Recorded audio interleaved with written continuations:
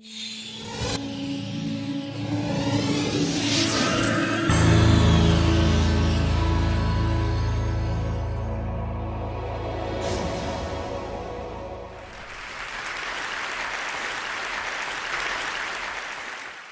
morning. How are you? It's been great, hasn't it?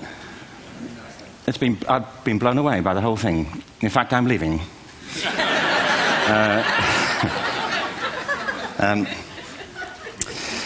There have been three themes, haven't there, running through the conference, which are relevant to what I want to talk about. One is the extraordinary evidence of human creativity in all of the presentations that we've had and in all the people here.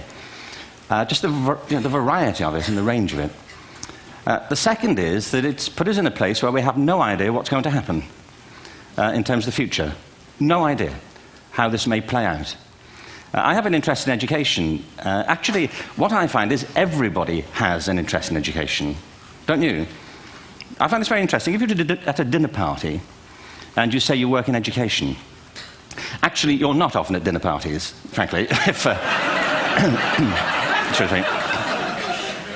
you work in education. You're not asked, and you're never asked back, curiously. That's I think it strikes me. But if you are, and you say to somebody, they say, what do you do? And you say, you work in education, you can see the blood run from their face. They think, oh my God, why me? It's my one night out all week. But if you ask people about their education, they pin you to the wall. Because it's one of those things that goes deep with people. Am I right? Like religion and money and other things. So I have a big interest in education, and I think we all do. We have a huge vested interest in it, partly because it's education that's meant to take us into this future that we can't grasp. If you think of it, children starting school this year will be retiring in 2065. Nobody has a clue, despite all the expertise that's been on parade for the past 4 days, what the world will look like in 5 years' time. And yet we're meant to be educating them for it. So the unpredictability, I think, is extraordinary. And the third part of this is that we've all agreed, nonetheless, on the really extraordinary capacities that children have, their capacities for innovation. I mean, Serena last night was a marvel, wasn't she? Just seeing what she could do. And she's exceptional, but I think she's not, so to speak, exceptional in the whole of childhood. What you have there is a person of extraordinary dedication who found a talent. And my contention is all kids have tremendous talents, and we squander them pretty ruthlessly. So I want to talk about education, and I want to talk about creativity. My contention is that creativity now is as important in education as literacy, and we should treat it with the same status. Thank you.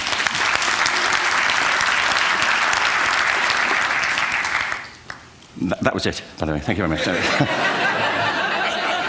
So, 15 minutes left. Well, I was born... No, I had a great story recently, I love telling it, of a little girl who was in a drawing lesson. She was 6, and she was at the back drawing, and the teacher said this little girl hardly ever paid attention. And in this drawing lesson, she did.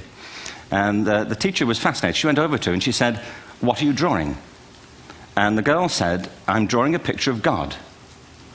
And the teacher said, "But nobody knows what God looks like." And the girl said, "They will in a minute."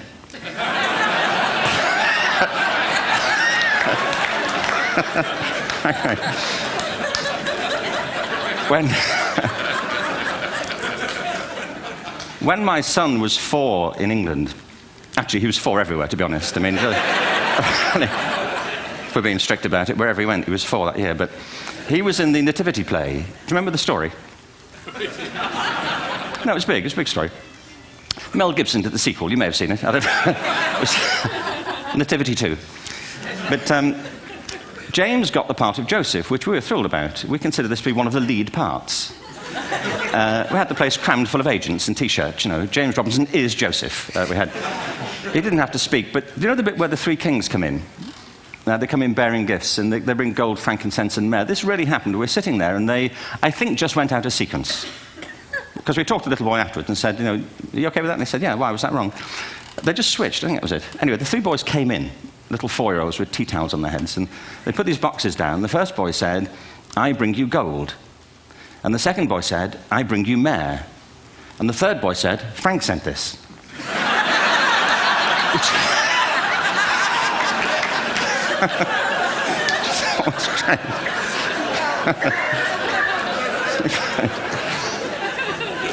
What these things have in common, you see, is that kids will take a chance.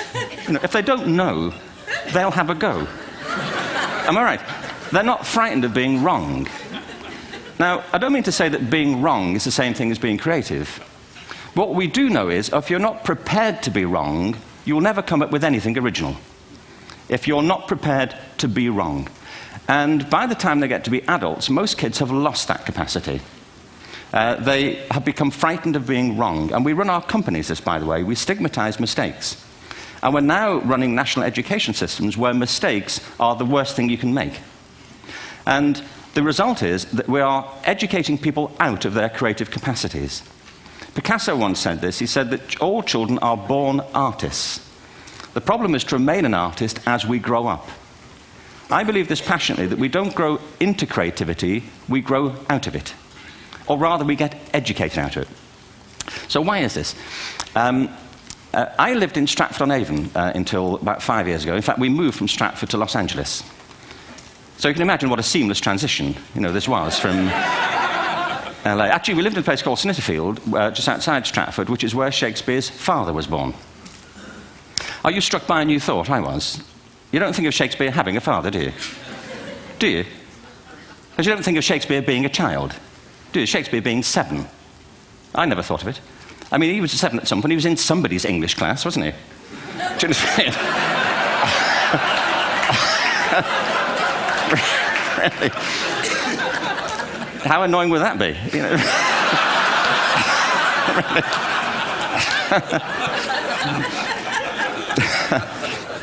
Must try harder. Being sent to bed by his dad, to Shakespeare, go to bed now, to William Shakespeare, and put the pencil down, and stop speaking like that. It's confusing everybody.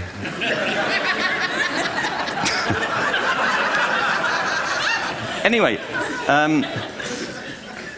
we moved from Stratford to Los Angeles, and I just want to say a word about the transition. Actually, my son didn't want to come. I've got 2 kids. He's 21 now, and my daughter's 16. He didn't want to come to Los Angeles. He loved it, but he had a girlfriend in England. This was the love of his life, Sarah. He'd known her for a month. Mind you, they'd had their 4th anniversary by then, because it's a long time when you're 16. Anyway, he was really upset on the plane. He said, "I'll never find another girl like Sarah." And we were rather pleased about that, frankly, because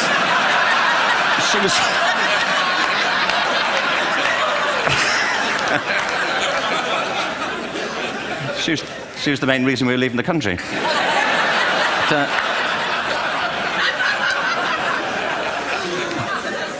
But something strikes you when you move to America and when you travel around the world. Every education system on Earth has the same hierarchy of subjects. Everyone, doesn't matter where you go. You'd think it would be otherwise, but it isn't. At the top are mathematics and languages, then the humanities, and at the bottom are the arts, everywhere on Earth. And in pretty much every system, too, there's a hierarchy within the arts. Art and music are normally given a higher status in schools than drama and dance. There isn't an education system on the planet that teaches dance every day to children the way we teach them mathematics. Why? Why not? I think this is rather important. I think maths is very important, but so is dance. Children dance all the time if they're allowed to. We all do. We all have bodies, don't we? Did I miss a meeting? I mean, I think... Truthfully, what happens is, as children grow up, we start to educate them progressively from the waist up. And then we focus on their heads, and slightly to one side. If you were to visit education as an alien and say, what's it for, public education, I think you'd have to conclude, if you look at the output, who really succeeds by this? Who does everything they should? Who gets all the brownie points? Who are the winners? I think you'd have to conclude the whole purpose of public education throughout the world is to produce university professors. Isn't it? They're the people who come out the top. And now, I used to be one. So there, And I like university professors, but, you know, we shouldn't hold them up as the high watermark of all human achievement. They're just a form of life. You know, another form of life. But they're rather curious, and I say this out of affection for them. There's something curious about professors. In my experience, not all of them, but typically, they live in their heads. They live up there, and slightly to one side. They're disembodied, you know, in a kind of literal way. You know, they look upon their body as a form of transport for their heads. You know, it's... Don't they? It's a way of getting their head to meetings.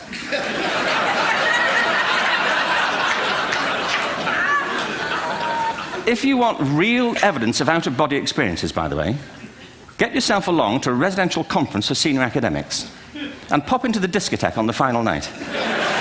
And there you will see it, grown men and women writhing uncontrollably off the beat, waiting to end so they can go home and write a paper about it. Now, our education system is predicated on the idea of academic ability. And there's a reason. The whole system was invented around the world. There were no public systems of education really before the 19th century. They all came into being to meet the needs of industrialism. So the hierarchy is rooted on two ideas. Number one, that the most useful subjects for work are at the top. So you were probably steered benignly away from things at school when you were a kid, things you liked, on the grounds you would never get a job doing that. Is that right? Don't do music, you're not going to be a musician. Don't do art, you won't be an artist. Benign advice. Now, profoundly mistaken. The whole world is engulfed in a revolution. And the second is academic ability, which has really come to dominate our view of intelligence because the universities designed the system in their image. If you think of it, the whole system of public education around the world is a protracted process of university entrance. And the consequence is that many highly talented, brilliant, creative people think they're not, because the thing they were good at school wasn't valued or was actually stigmatized. And I think we can't afford to go on that way.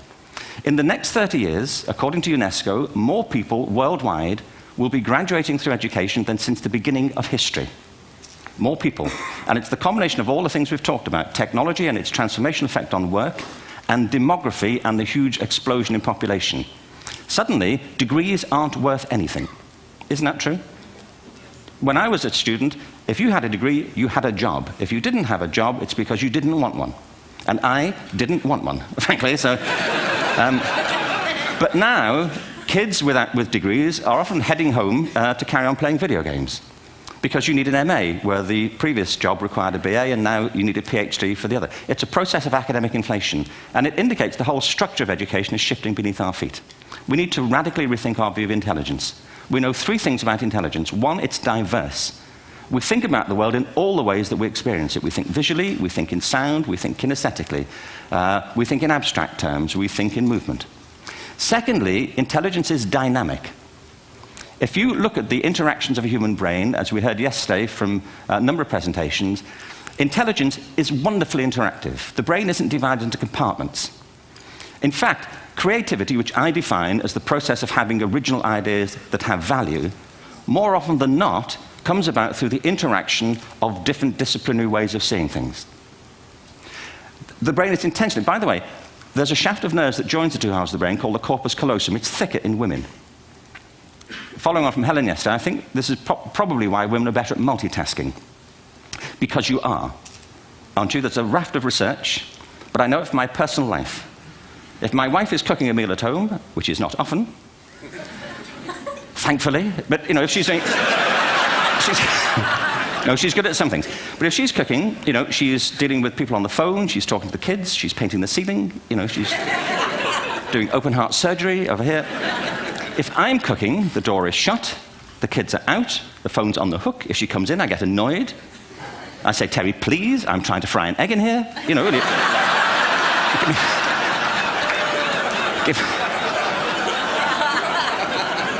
Give me a break.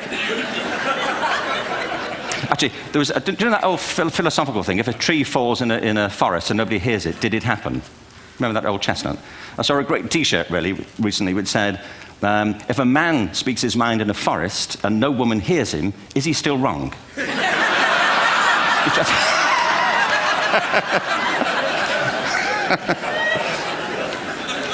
And the third thing about intelligence is it's distinct. I'm doing a new book at the moment called Epiphany, which is based on a series of interviews with people about how they discovered their talent. I'm fascinated by how people got to be there.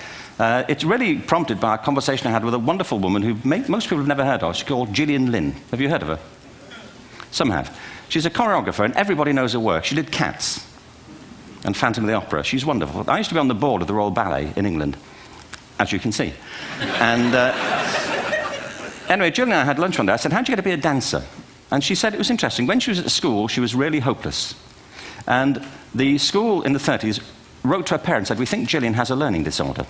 She couldn't concentrate, she was fidgeting. I think now they'd say she had ADHD. Wouldn't you? But this was the 1930s, and ADHD hadn't been invented, at this point, so it wasn't an available condition. People weren't aware they could have that. Anyway, she went to see this specialist. So this oak-panelled room, and she was there with her mother, and she was led and sat on this chair at the end, and she sat on her hands for 20 minutes while this man talked to her mother about all the problems Gillian was having at school.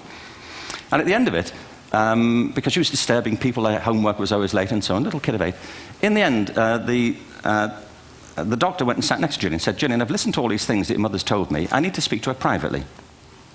So he said, wait here, we'll be back, we won't be very long, and they went and left her. But as they went out the room, he turned on the radio that was sitting on his desk. And when they got out the room, he said to her mother, just stand and watch her. And the minute they left the room, she said she was on her feet, moving to the music. And they watched for a few minutes, and he turned to her mother, and he said, Mrs. Lynn, Gillian isn't sick, she's a dancer. Take her to a dance school. I said, what happened? Said she did. I can't tell you how wonderful it was. We walked in this room, and it was full of people like me. People who couldn't sit still. People who had to move to think.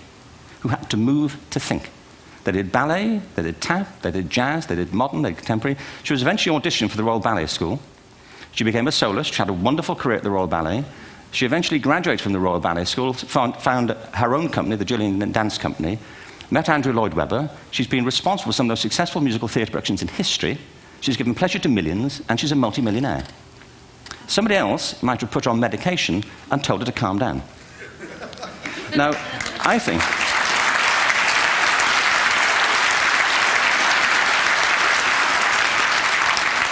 What I think it comes to is this. Al Gore spoke the other night about ecology and the revolution that was triggered by Rachel Carson.